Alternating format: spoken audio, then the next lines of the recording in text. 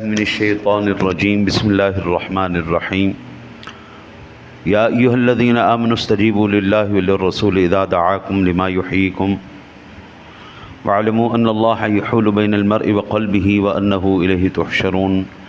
اے ایمان والو، اللہ اور اس کے رسول کے بلانے پر فوراً حاضر ہو۔ جب رسول تمہیں اس چیز کی طرف بلائیں جو تمہارے لیے حیات آفرین ہو، اور یقین رکھو کہ انسان اور اس کے دل کے درمیان اللہ حائل ہے، اور بے شک تم اسی کی طرف اکٹھے کیے جاؤ گے۔ صحیح بخاری شریف کی ایک حدیث پاک ہے، حضرت عبداللہ ابن عمر رضی اللہ تعالی عنہ سے یہ روایت ہے کہ نبی اکرم صلی اللہ علیہ وسلم اکثر یوں قسم اٹھاتے، لا ومقلب القلوب، دلوں کو الٹنے پلٹنے والے کی قسم۔ یہ صحیح بخاری شریف کی حدیث پاک ہے۔ اس پر محدثین کی بے شمار شروحات ہیں، میں صرف آج کی اس نشست میں ایک مسلم شریف کی حدیث پاک اور فتح الباری شرح صحیح بخاری کی شرح سے آپ کو عرض کروں گا۔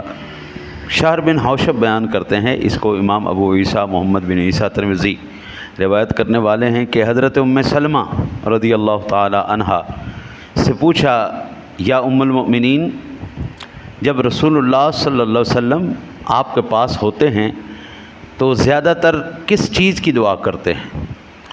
تو ام المؤمنین ام سلمہ رضی اللہ تعالی عنہا نے ارشاد فرمایا، رسول اللہ صلی اللہ علیہ وسلم زیادہ تر یہ دعا فرماتے تھے، یا مقلب القلوب، میرے قلب کو اپنے دین پر ثابت رکھ۔ اور عرض کیا، یا رسول اللہ، آپ کس قدر زیادہ یہ دعا کرتے ہیں، یا مقلب القلوب ثبت قلبی علی دینک؟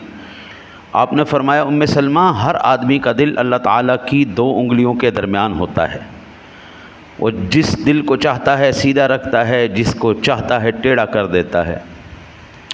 پھر اس حدیث کے راوی نے تلاوت کی، ربنا لا تزغ قلوبنا بعد اذ ہدیتنا، یہ سورہ آل عمران کی آیت مبارکہ ہے۔ اے ہمارے رب، ہمیں ہدایت یافتہ کرنے کے بعد ہمارے دلوں کو ٹیڑھا نہ کرنا۔ امام ترمذی نے اس حدیث کو نقل کیا اور یہ حدیث حسن ہے۔ یہاں سے ایک بات تو پتہ چلتی ہے کہ نیکیاں بھی جو ہم کرتے ہیں وہ ہمارا کمال نہیں، ہمارے رب کا احسان ہے۔ میں نے آج اگر آ کے نماز پڑھی ہے تو یہ میرا اللہ کا احسان ہے، اس نے چاہا میں نماز پڑھوں تو میں نے نیکی کر لی۔ کوئی بندہ یہ کہے کہ یہ میرا اپنا ذاتی فعل ہے، میرا اپنا کمال ہے، نہیں بھائی، یہ میرے رب کا کمال ہے، جس کو چاہتا ہے جب چاہتا ہے توفیق دیتا ہے۔ اللہ تعالیٰ محتاج نہیں ہے بندوں کا، ہم محتاج ہیں۔ ہم نے نماز پڑھی، اللہ پر احسان نہیں، اللہ کا ہم پر احسان ہے کہ اس نے چاہا کہ ہم نیکی کریں، یہ اس کا ارادہ تھا۔ اور یہ حدیث پاک بھی اور قرآن کی آیت بھی یہی بتا رہی ہے کہ بندے جب نیکی کی توفیق مل جائے نا، پھر اللہ سے یہ مانگا کر، یا اللہ اس نیکی کے اوپر مجھے پابندی بھی عطا فرما، مستقل مزاجی عطا فرما۔ حضرت عبداللہ ابن عمرو بن عاص بیان کرتے ہیں کہ رسول اللہ صلی اللہ علیہ وسلم کو یہ فرماتے ہوئے سنا کہ تمام بنو آدم کے قلوب رحمان کی 2 انگلیوں میں سے 2 انگلیوں کے درمیان ہیں۔ رحمان کی انگلیوں میں سے 2 انگلیوں کے درمیان ہیں، ایک قلب کی طرح ہیں، اور وہ جس طرح چاہتا ہے اس میں تصرف فرماتا ہے۔ پھر رسول اللہ صلی اللہ علیہ وسلم نے ارشاد فرمایا، اے مصرف القلوب، ہمارے دلوں کو اپنی اطاعت کی طرف پھیر دے۔ یہ صحیح مسلم شریف کی حدیث پاک ہے۔ حضرت امام قاضی بیضاوی رحمۃ اللہ تعالی علیہ فتح الباری کی 13ویں جلد میں لکھتے ہیں کہ دلوں کو الٹ پلٹ کرنے کی، اللہ کی طرف نسبت کرنے میں یہ بتلانا ہے کہ اللہ تعالیٰ اپنے بندوں کے دلوں پر تصرف کرتا ہے، اور اس نے یہ تصرف اپنی مخلوق میں سے کسی کے سپرد نہیں کیا۔ اللہ نے دلوں کو اپنے قابو میں رکھا ہے، کسی بندے کے قابو میں نہیں رکھا۔ اگر اللہ یہ طاقت بندوں کو دے دیتا تو پھر ساری دنیا اپنی طرف ہی متوجہ کیے رکھتی۔ آج ہم دیکھ رہے ہیں کہ پیری مریدی کا جو اصل مقصد تھا نا جی، اصل روح تھی، وہ ختم ہو کے اب ریس شروع ہو گئی ہے میرے مرید کتنے ہیں۔ اب پیری مریدی میں پہلے اصلاح مقصود ہوتی تھی، ہم نے بھی پیر دیکھے ہیں، ہم نے علماء دیکھے ہیں، پہلے مقصد صرف اللہ کے اور اس کے رسول کے دین کی اشاعت ہوتی تھی، سر بلندی ہوتی تھی، ریس نہیں ہوتی تھی۔ آپس میں ملتے تھے تو وہ تمام ہستیاں ایک دوسرے کا احترام بھی کرتی تھیں، ادب بھی کرتی تھیں، ایک دوسرے کے ساتھ تعاون بھی کرتے تھے۔ ایک مرید نے دوسرے پیر کے ہاتھ چوم لیے تو وہ خوشی کا اظہار کرتے تھے، جھگڑا لڑائی نہیں کرتے تھے۔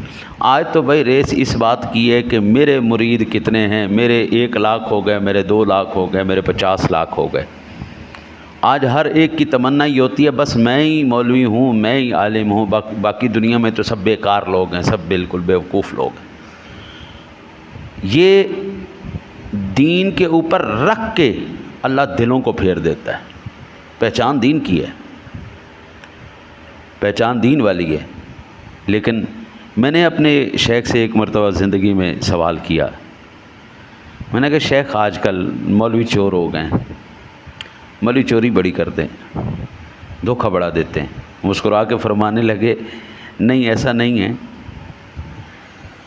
مولوی کل بھی مولوی تھا، مولوی آج بھی مولوی ہے۔ دھوکے بازوں نے مولویوں کا روپ دھار لیا ہے، فراڈیوں نے، کیونکہ وہ جانتے ہیں یہ وہ طبقہ ہے، یہ وہ لوگ ہیں جن کے اوپر لوگ آسانی سے یقین کر لیتے ہیں، اور دھوکے بازوں نے پھر انہی کا روپ دھار کر اپنے مشن کو جاری رکھا ہوا ہے۔ مولوی کل بھی مولوی تھا، مولوی آج بھی مولوی تھا۔ مولوی کا معنی مولا کی خبر دینے والا، مولا تک پہنچانے والا، وہ آج بھی اپنے اسی مشن پہ بیٹھا ہو۔ دھوکے بازوں کی کثرت ہو جانے کی وجہ سے ایسا لگتا ہے کہ جو اصل لوگ ہیں وہ بھی، یہ پیشہ ور بھکاریوں نے اصل محروم لوگ سفید پوشوں کا بھی حق کھا لیا۔ اس کا یہ مطلب نہیں ہوا سارے ہی دھوکے باز ہو گئے، اصل اپنی جگہ پہ موجود رہتا ہے، اس کو ختم نہیں کیا جا سکتا۔ میرے آقا نبی اکرم صلی اللہ علیہ وسلم کی اس حدیث کی تشریح فرماتے ہوئے قاضی بیضاوی علیہ رحمہ فرماتے ہیں کہ میرے آقا اکثر یہ دعا فرماتے تھے، یا مقلب القلوب ثبت قلبی علی دینک، اے دلوں کے قابو کرنے والے، اے مصرف القلوب، میرے دین کو، میرے دل کو دین کے اوپر ثابت قدم رکھ۔ اس میں یہ اشارہ ہے کہ اللہ تعالیٰ جو اپنے بندوں کے دلوں پر تصرف فرماتا ہے، یہ تصرف اس کے تمام بندوں کو شامل ہے۔ بھئی اللہ تعالیٰ جس کے دل میں جو چاہے عطا فرمائے، حتیٰ کہ حضرات انبیاء کرام علیہ السلام بھی اس میں شامل ہیں۔ اللہ دلوں کے اندر ڈائریکٹ وحی نازل فرماتا ہے، ٹھیک ہے نا۔ قرآن پاک کے بارے میں کیا کہا جاتا ہے؟ نزلنا علی قلب محمد صلی اللہ علیہ وسلم، دل مصطفیٰ پر قرآن کو نازل کیا گیا۔ قرآن کہتا ہے نا، لو انزلنا ھذا القرآن علی جبل لرأیتہ خاشعا متصدعا من خشیۃ اللہ، پہاڑوں کے اندر جرت نہیں تھی اتنی، تو پھر کہاں نازل کیا؟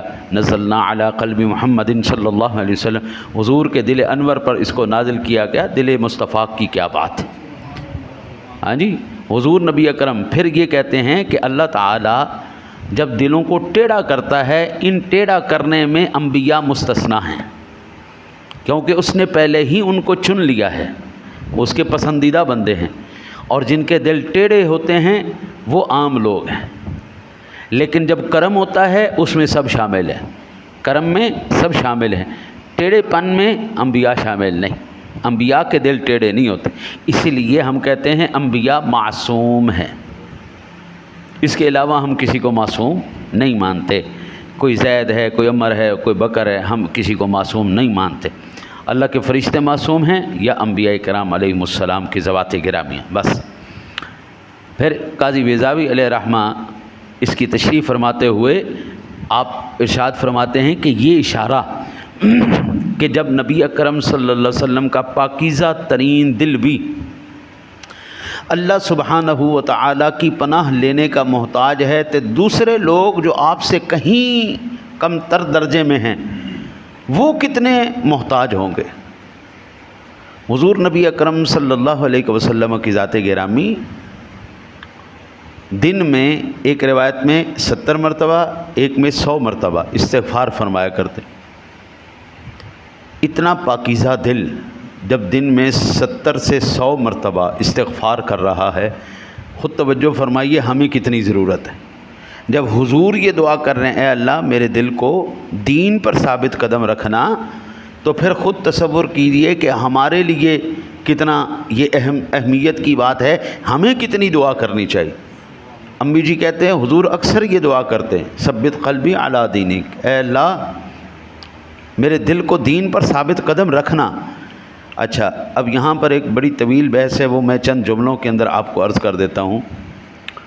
وہ یہ ہے کہ جو یہ کہا جاتا ہے ید اللہ فوق ایدیہم، اللہ کا ہاتھ ہے، اور اینما تولوا فثم وجہ اللہ، اللہ کا چہرہ ہے، اللہ کا نفس ہے، یہ ہم نے پڑھا، اللہ کی انگلیاں ہیں۔